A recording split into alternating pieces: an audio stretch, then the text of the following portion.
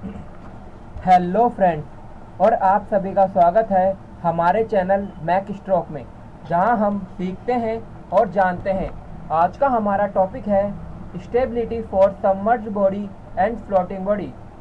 हम पानी में डूबी हुई वस्तुएं या पानी में तैर रही वस्तुएं पर कौन कौन से फैक्टर्स होते हैं जो इफ़ेक्टिव होते हैं उसके बारे में भी समझेंगे।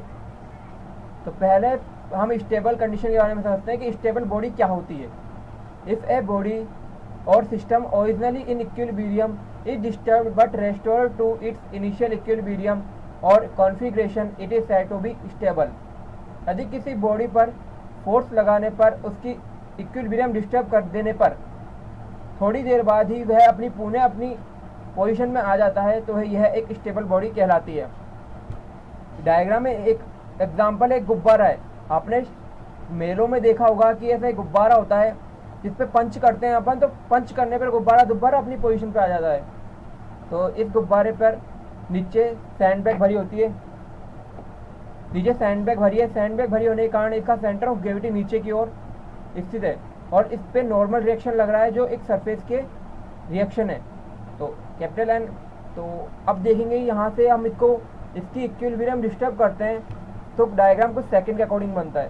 तो सेकंड वाले डायग्राम में देखेंगे कि यह इसकी इक्विलिब्रियम डिस्टर्ब हुई तो इसका सेंटर ऑफ ग्रेविटी तो उसी पोजीशन पे है, लेकिन इसका नॉर्मल रिएक्शन अपनी जगह चेंज कर लेता है क्योंकि कांटेक्ट वाली सरफेस पे ही नॉर्मल रिएक्शन लगेगा। तो अब यहाँ से देखने पर एक रिस्टोरिंग कपल जनरेट हो रहा है। रिस्टोरिंग कपल क्या कर रहा है, जो इसको अपनी इनिशियल पोजीशन पे ले जाने के लिए सक्षम है। तो ये आपने देखा कि स्टेबिलिटी बॉडी कैसे वर्क कर रही है। अब हम अनस्टेबल कंडीशन की बात करेंगे। If a body initially in equilibrium position moves to a new equilibrium position on disturbing the body is said to be unstable. जब किसी बॉडी पर फोर्स अप्लाई करने पर उसकी इक्विलिब्रियम डिस्टर्ब कर दी जाती है तो कुछ समय बाद या बहुत समय बाद भी वह बॉडी अपनी पुणे इक्विलिब्रियम पोजीशन पे नहीं आ पाती है। जैसे इस एग्जांपल में देखेंगे, यह वही गुब्बारा है, लेकिन इस गुब्बारे में हमने सैंडबैग जो भरी है वह काफ़ी ऊपर तक भरी है, जिसके कारण का सेंटर ऑफ ग्रेविटी कुछ मिडल में आएगा। और जब इसकी हम पुश करेंगे इसको गुब्बारे को तो इसकी इक्विलिब्रियम पोजीशन डिस्टर्ब होगी और डिस्टर्ब होने पर हम देखेंगे कि इसका नॉर्मल रिएक्शन जब कांटेक्ट हो रहा है गुब्बारे का और सरफेस का, वहाँ पे नॉर्मल रिएक्शन लग रहा है, लेकिन सेंटर ऑफ ग्रेविटी कुछ राइट साइड में, तो ये एक ओवरटर्निंग कपल जनरेट कर रहा है। ओवरटर्निंग कपल उसी डायरेक्शन में जिस डायरेक्शन में हमारा फोर्स लग रहा था, तो इस कारण यह गुब्बारा पलट जाएगा और यह क्या होगी, एक अनस्टेबल बॉडी को शो कर रहा है। तो हम आगे देखेंगे कंडीशन फॉर स्टेबिलिटी के बारे में समझेंगे हम कि कोई भी जो फ्लूइड के अंदर जो भी बॉडी डूबी हुई होती है या तैर रही होती है, तो उस बॉडी पर क्या फैक्टर्स होते हैं जिन्हें हमें ध्यान रख के हमें उसे डिज़ाइन करना पड़ता है। तो हम उसके लिए पहला एक एग्जाम्पल लेते हैं सबमर्ज बॉडी। जैसे हम एक हॉट एयर बैलून का एग्जाम्पल लेते हैं। हॉट एयर बैलून है जिसके नीचे कॉन्डुला लगा हुआ है, कॉन्डुला में जिसमें इंसान बैठे हुए होते हैं। अब इसका ज़्यादातर पार्ट जो भारी वाला पार्ट होता है वो नीचे ही होता है, इसलिए इसका सेंटर ऑफ ग्रेविटी नीचे की ओर है और इसका जो बॉयंसी फोर्स है वह इस गुब्बारे के सेंटर में, क्योंकि बॉयंसी फोर्स क्या है, डिस्प्लेस वॉल्यूम का सेंटर। तो हम मानते हैं कि जो अधिकांश जो डिस्प्लेस वॉल्यूम है वो गुब्बारे के द्वारा है और कॉन्डुला के द्वारा कुछ कम डिस्प्लेसमेंट होता है, जिसे हम नगण्य मान लेते हैं। तो इसका सेंटर ऑफ गुब्बारे का है, उसी पर सेंटर ऑफ बॉयंसी अप्लाई हो रहा है। तो हम देखेंगे कि अब जो ये हॉट एयर बैलून होता है ये वर्क कैसे करता है। हॉट एयर बैलून के अंदर जो एयर होती है उस एयर को गर्म कर दिया जाता है, तो गर्म करने पर उसकी डेंसिटी कम हो जाती है। उसकी डेंसिटी कम होने पर हमारी जो बॉयंसी फोर्स है वो काफ़ी अधिक हो जाता है और वह ऊपर उठाने में सक्षम होता है। तो जैसे हम देखेंगे mass of hot air plus weight equals to F B, buoyancy force के इक्वल होगा। तो मास ऑफ हॉट एयर के लिए हॉट एयर की डेंसिटी है ρ1 into displace volume v1 into g, plus weight कितना हुआ इसका हम वेट मानते हैं कॉन्डुला का पूरा मिला के, तो mg equals to buoyancy force कितना लगेगा ρAtm, क्योंकि एटीएम के अंदर डूबा हुआ है, एटमॉस्फेयर के अंदर डूबा हुआ है ये पूरा हॉट एयर बैलून, तो ρAtm into displace volume v1 into g. तो यदि हम ये इक्वेशन हमारी सेट हो गई, हम जैसे जैसे है ना एयर की डेंसिटी जो बैलून के अंदर एयर भरी हुई है उसकी डेंसिटी डिक्रीज होगी। जब हम उस गैस को गर्म करते हैं, उस एयर को गर्म करेंगे, तो हमारी बॉयंसी फोर्स इंक्रीज होगी और बॉयंसी फोर्स इंक्रीज होने के कारण हमारा बैलून ऊपर उठेगा। यदि मानते हैं कि ये जो इक्वेशन है ये इक्वल है, मतलब ये एक ऐसी पोजीशन में जहाँ न ये डिस्टर्ब हो रहा है, कोई भी डिस्टर्बेंस नहीं हो रही है, ये एक अपनी इनिशियल पोजीशन पे स्टेबल है, अपनी पोजीशन पे स्टेबल है। तो यदि हम इसको हॉरिजॉन्टली डिस्प्लेस करते हैं, हॉरिजॉन्टली इसको खिसकाते हैं आगे की ओर, तो ये न्यूट्रल इक्वेशन रहेगी, न्यूट्रल इक्विलिब्रियम में रहने वाला ये उस समय से कुछ चेंजेस नहीं आएंगे। और जब लेकिन वर्टिकल डिस्प्लेसमेंट करेंगे, जैसे इस गुब्बारे को अपन नीचे की ओर प्रेस किया, यदि एयर इसे नीचे की ओर प्रेस करती है तो यह अपनी दोबारा इक्विलिब्रियम पोजीशन ले लेगा, दोबारा ये स्टेबल कंडीशन में आ जाएगा, क्योंकि बॉयंसी फोर्स नीचे जाने पर इसकी डेंसिटी इंक्रीज हो जाएगी, रो एटीएम की वैल्यू, और फिर ये दोबारा बॉयंसी फोर्स इंक्रीजमेंट होने के कारण ये ऊपर की ओर वापस उठ जाएगा। तो वर्टिकल डिस्प्लेसमेंट करने पर यह हमारा स्टेबल रहने वाला है। लेकिन अब हम बात करेंगे किसकी, रोटेशन की इफेक्ट के बारे में। यदि इस पे लगने वाला एयर का जो फोर्स है वो इसको रोटेशनल इफेक्ट करता है, रोटेशनल इसको डिस्टर्बेंस करता है, तो क्या होगा। तो ये डायग्राम देखेंगे हम। पहले गुब्बारा कुछ पहले इक्वेशन के अकॉर्डिंग था, लेकिन जब इस पे एयर का फोर्स लगा तो हम जानते हैं कि जो गुब्बारे की सरफेस काफ़ी बड़ी होती है तो उस पर फोर्स ज़्यादा जनरेट होगा, जो F1 ग्रेटर देन F2 होगा। तो इस कारण ये क्लॉकवाइज डायरेक्शन में डिस्टर्ब होगा। अब क्लॉकवाइज डायरेक्शन में डिस्टर्ब होगा ये, तो हम देखेंगे कि जो बॉयंसी फोर्स ऊपर लग रहा है और जो सेंटर ऑफ ग्रेविटी पे वेट नीचे लग रहा है, ये एक रेस्टोरिंग कपल जनरेट करेंगे। रेस्टोरिंग कपल जनरेट होने के कारण ये पुनः अपनी स्टेबल पोजीशन में आ जाएगा। तो हम क्या कह सकते हैं यहाँ पर, if B lies above to G, यदि हमारा centre of buoyancy centre of gravity के ऊपर है तो हमारी बॉडी क्या आएगी, स्टेबल कंडीशन में रहने वाली है। उसमें कोई भी डिस्टर्बेंस होगा तो वह एक रिस्टोरिंग कपल जनरेट होकर उसे अपनी इनिशियल पोजीशन पर लाने की कोशिश करेगा। ऐसा ही हॉट एयर बैलून का एग्जाम्पल था। अब ऐसे ही एग्जाम्पल जैसे शिप होता है, सबमरीन होती है, सबमरीन यदि डूबी हुई है तो यदि इसमें डिस्टर्बेंस आएगा तो वह भी एक रिस्टोरिंग कपल जनरेट करके अपनी पोजीशन को स्टेबल कंडीशन में आ जाएगा। अब हम देखेंगे, हम एक ऐसे हॉट एयर बैलून को डिज़ाइन करते हैं, सोचते हैं, कल्पना करते हैं कि उसका गुब्बारा नीचे और जो कॉन्डुला है वो है ऊपर है, क्योंकि हमें समझना है ना कि यदि बॉयंसी यदि नीचे हो, सेंटर ऑफ बॉयंसी, तो क्या होगा। तो इस वाली कंडीशन में सेंटर ऑफ बॉयंसी नीचे है और सेंटर ऑफ ग्रेविटी ऊपर है, क्योंकि अधिकांश वेट ऊपर है इसका। तो सेंटर ऑफ ग्रेविटी ऊपर है, सेंटर ऑफ ग्रेविटी और सेंटर ऑफ बॉयंसी इसके सेंटर पे है गुब्बारे के।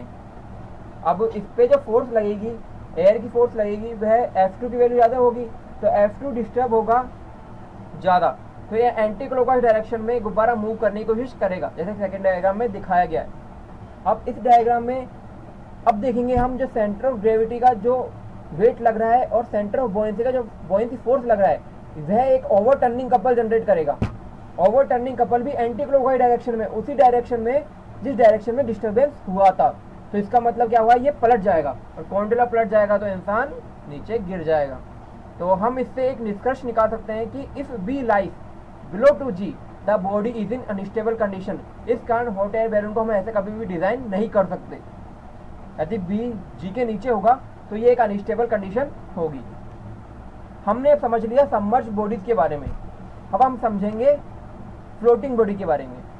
फ्लोटिंग जो तैर रही है पानी की सरफेस पे, तो उसमें भी क्या होता है, इफ बी लाइज अबाउट जी, यदि centre of buoyancy centre of gravity के ऊपर लाई करेगा, जैसा कि सबमर्ज बॉडी में था, तो ये एक स्टेबल कंडीशन शो करेगा।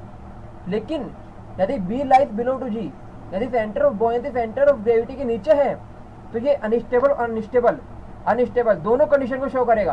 कैसे शो करेगा, तो नीचे एक डायग्राम दिखा रखा है आपको, ये 3 डायग्राम है। जैसे पहले वाले डायग्राम में तो हमारी बॉडी फ्लोट तैर रही है, सेकंड वाले डायग्राम में डिस्टर्ब हुआ थोड़ी हमारी बॉडी, और थर्ड में भी वही डिस्टर्बेंस है।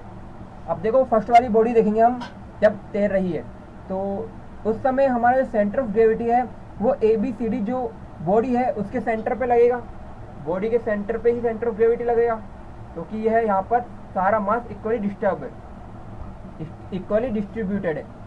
सेंटर ऑफ ग्रेविटी पर वेट लग रहा है और सेंटर ऑफ बॉयंसी आएगा A dash B dash C D, इसके द्वारा जो डिस्प्लेस वॉल्यूम आएगा उसके सेंटर पे। तो सेंटर ऑफ बॉयंसी पर लग रहा है बॉयंसी फोर्स। हमने देखा कि बॉयंसी फोर्स है वो किसके बराबर होगा, Fb1 प्लस Fb2। हम मानते हैं कि A'(E2D) उस पर लग रहा है Fb1 फोर्स बॉयंसी फोर्स और E(B'(C2) पे लग रहा है Fb2 बॉयंसी फोर्स। तो Fb1 plus Fb2 equals to Fb total buoyancy force. अब देखिए हमने अब थोड़ा डिस्टर्बेंस हुआ, इसमें समुद्र की लहरें चली जिसके कारण इसका इस शिप में डिस्टर्बेंस हुआ और ये क्लॉकवाइज डायरेक्शन में मूव किया। अब क्लॉकवाइज डायरेक्शन में मूव किया तो सेकंड डायग्राम बनेगा। सेकंड डायग्राम में देखेंगे जो हमारा बॉयंसी फोर्स Fb2 है, इस वाले हिस्से में डिस्प्लेस वॉल्यूम काफ़ी अधिक होगा, E'(B'(C2) जो कि Fb1 से ज़्यादा होगा। तो हमारा जो सेंटर ऑफ बॉयंसी है ये कुछ शिफ्ट हो जाएगा, ये एक राइट साइड में शिफ्ट हो जाएगा क्योंकि राइट साइड में हमारी Fb2 की वैल्यू ज़्यादा है। तो राइट साइड में यदि ये शिफ्ट हुआ और इस पर अब जो हमारा शिफ्ट हुआ जो बॉयंसी सेंटर ऑफ बॉयंसी है वह है B', तो उस पर लगेगा बॉयंसी फोर्स। तो एक सेंटर ऑफ ग्रेविटी पे लगने वाला वेट, नई सेंटर ऑफ बॉयंसी पे लगने वाला बॉयंसी फोर्स, ये एक रेस्टोरिंग कपल जनरेट कर रहा है। अकॉर्डिंग टू डायग्राम में दिख रहा है रेस्टोरिंग कपल जनरेट करेगा, तो ये अपनी स्टेबल कंडीशन को पाने की कोशिश करेगा और ये स्टेबल कंडीशन में आ जाएगा। हमने माना कि जो सेंटर ऑफ बॉयंसी है ये अधिक डिस्प्लेसमेंट होकर B' पे आ गया। अब थर्ड वाला डायग्राम देखेंगे, थर्ड वाले डायग्राम में डिस्टर्बेंस तो वही हुआ, इस पे नीचे Fb1 और Fb2 लग रहा है। अब Fb2 लगने के कारण हम मानते हैं कि इसका जो सेंटर ऑफ बॉयंसी है ये कुछ ही दूरी तक डिस्प्लेसमेंट हुआ, B' पे चला गया, B से B' पे, तो उस पर सेंटर ऑफ बॉयंसी पर बॉयंसी फोर्स लगा Fb। तो यहाँ पर देखेंगे सेंटर ऑफ ग्रेविटी का वेट और सेंटर ऑफ बॉयंसी फोर्स एक ओवरटर्निंग कपल जनरेट कर रहा है, जो इसको बॉडी को डुबा देगा, इस शिप को डुबा देगा। तो हम इससे क्या बोल सकते हैं, इससे तो हमें यह समझ में आ रहा है कि हमने हमारा जो सेंटर ऑफ बॉयंसी ज़्यादा अधिक डिस्प्लेसमेंट हो रहा है तो ये एक स्टेबल कंडीशन को प्राप्त कर रहा है। यदि हमारा centre of buoyancy come displace हो रहा है, कम शिफ्ट हो रहा है, तो यह एक ओवरटर्निंग कपल जनरेट कर रहा है जो इस बॉडी को डुबा देगा। तो फ्रेंड्स आगे देखेंगे स्टेबल अनस्टेबल। जो स्टेबल कंडीशन थी उसकी जो इनिशियल सेंटर ऑफ बॉयंसी की इनिशियल लाइन थी वो देखो, और फिर उसके बाद सेंटर ऑफ बॉयंसी डिस्टर्ब हुआ और B' पे चला गया और सेंटर ऑफ ग्रेविटी से वेट लग रहा है नीचे। तो हमारी जो सेंटर ऑफ बॉयंसी की इनिशियल लाइन है और बाद में शिफ्ट होने के बाद सेंटर ऑफ बॉयंसी की फाइनल लाइन है, उसको जो यहाँ पे जो कट लाइन कर रही है उसे हम मेटा सेंटर कहेंगे। और मेटा सेंटर में if Meta centre is above of G, यदि मेटा सेंटर हमारा सेंटर ऑफ ग्रेविटी के ऊपर होगा तो यह एक स्टेबल कंडीशन होगी। और अनस्टेबल कंडीशन में देखो आप कि जो हमारी इनिशियल लाइन थी सेंटर ऑफ बॉयंसी की और सेंटर ऑफ बॉयंसी के शिफ्ट होने पर एक नई लाइन एक सेंटर ऑफ बॉयंसी नया शिफ्ट होने पर क्या बना, B', उस पर लग रहा है बॉयंसी फोर्स Fb, और जो वह बॉयंसी फोर्स है उसकी line initial centre of buoyancy की लाइन को कट जहाँ करेगी वह होगा मेटा सेंटर। तो अब यहाँ पर दिख रहा है कि if Meta centre is below of G, तो यह एक अनस्टेबल कंडीशन होगी। अनस्टेबल कंडीशन है ना, हमने देखा था डायग्राम में, क्योंकि एक ओवरटर्निंग कपल जनरेट हो रहा था। तो फ्रेंड्स हमने क्या देखा, हमने देखा पहले कि जो सबमर्ज बॉडी थी उसमें यदि centre of buoyancy centre of gravity के ऊपर होगा तो यह एक स्टेबल कंडीशन होगी। यदि सेंटर ऑफ बॉयंसी नीचे होगा सेंटर ऑफ ग्रेविटी के तो ये अनस्टेबल कंडीशन होगी। लेकिन फ्लोटिंग बॉडी में क्या होता है, यदि सेंटर ऑफ बॉयंसी ऊपर है तो वो एक स्टेबल कंडीशन होगी। लेकिन यदि हमारे सेंटर ऑफ बॉयंसी नीचे है तो हम कह नहीं सकते कि ये स्टेबल कंडीशन होगी या अनस्टेबल कंडीशन होगी, क्योंकि दोनों कंडीशन में देखो सेंटर ऑफ बॉयंसी नीचे ही है। अब इस कंडीशन में हम मेटा सेंटर की बात करते हैं। यदि मेटा सेंटर हमारा सेंटर ऑफ ग्रेविटी के ऊपर हो तो ये स्टेबल कंडीशन होगी, यदि मेटा सेंटर ऑफ ग्रेविटी के नीचे हो तो ये एक अनस्टेबल कंडीशन होगी। तो फ्रेंड्स आपने कितना अच्छी तरीके से देखा कि हम जो शिप डिज़ाइन करते हैं उसमें हमारी यही प्रयास रहता है कि हमारा जो सेंटर ऑफ बॉयंसी है वो अधिक डिस्प्लेसमेंट हो। इस कारण शिप की डिज़ाइन अच्छी तरीके से की जाती है, इस प्रकार की जाती है शिप की डिज़ाइन, ताकि यदि हमारा डिस्टर्बेंस भी हो तो हमारा सेंटर ऑफ बॉयंसी काफ़ी अधिक तक शिफ्ट हो, जिसके कारण वह स्टेबल कंडीशन को प्राप्त हो। तो फ्रेंड्स आपको यह वीडियो कैसी लगी, यदि यह वीडियो काफ़ी हेल्पफुल रही हो तो हमारी वीडियो को लाइक करें और शेयर करें और हमारे चैनल को सब्सक्राइब भी करें। फ्रेंड्स अपडेटेड वीडियो के लिए सब्सक्राइब तो बनता है। Thank you friends.